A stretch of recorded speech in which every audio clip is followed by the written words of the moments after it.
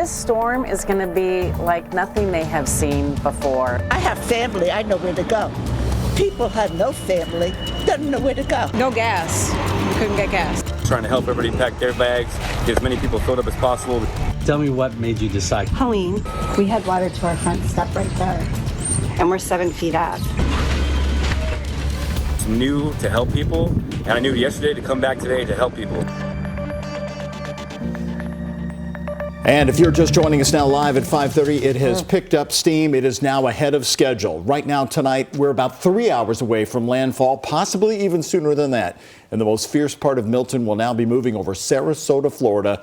The big storm shifting slightly south of Tampa earlier today. Rain and wind already being felt, as you can see here on Earth Cam from the Naples Pier. Wow, look at that. The massive storm expected to bring a record-breaking storm surge of 8 to 12 feet possible in Tampa and St. Pete. An even bigger storm surge of 10 to 15 feet is expected in the Sarasota area. The back-to-back hurricanes have affected millions of people's lives, Tampa being one of the biggest metro areas still in Milton's path. Well, many folks having just survived Helene, of course. A lot of Helene's debris still in the streets in parts of Florida. They aren't taking any chances with Milton, as we get the latest now from ABC News.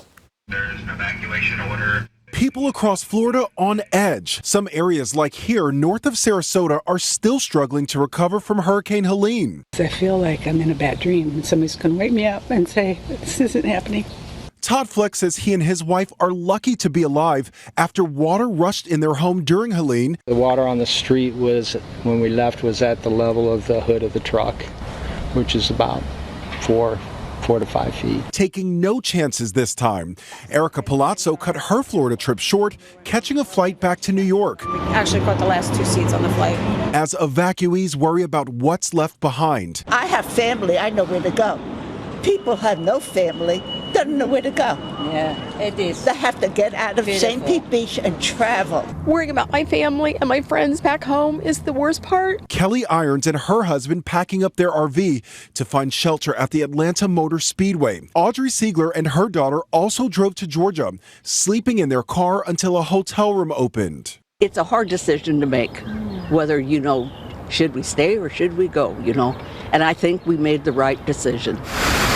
Helene hit less than 2 weeks ago and is blamed for more than 230 deaths. We've learned 11 members of the same family are among the storm victims in North Carolina. My mother and father, my aunt and uncle, my great aunt and uncle, lost cousins, second cousins. Their homes were washed away in a series of mudslides. I don't know that it'll ever be the same. Amid the heartbreak, communities coming together. This couple says their dog is the reason they're alive. We were all in the bed, and the tree came directly in the middle between us. It was 4 of us in the bed. The tree hitting her, I think, prevented the tree from rolling onto one of us. A neighbor whose business was without power for 5 days, starting a fundraiser to help them. When things go dark in your own life, sometimes to find the light, you go out and you help other people. Lionel Moyes, ABC News, New York. Now take a look right here. Here's video showing it's not just the hurricane to be worried about it in Florida. This video showing the storm's outer bands have been spawning several tornadoes. This one happening along northwest of Miami along Alligator Alley. Another happening in Fort Lauderdale. Tornadoes as the outer bands move in are common with hurricanes. The National Weather Service in Miami saying this is a favorable environment for fast and dangerous tornadoes.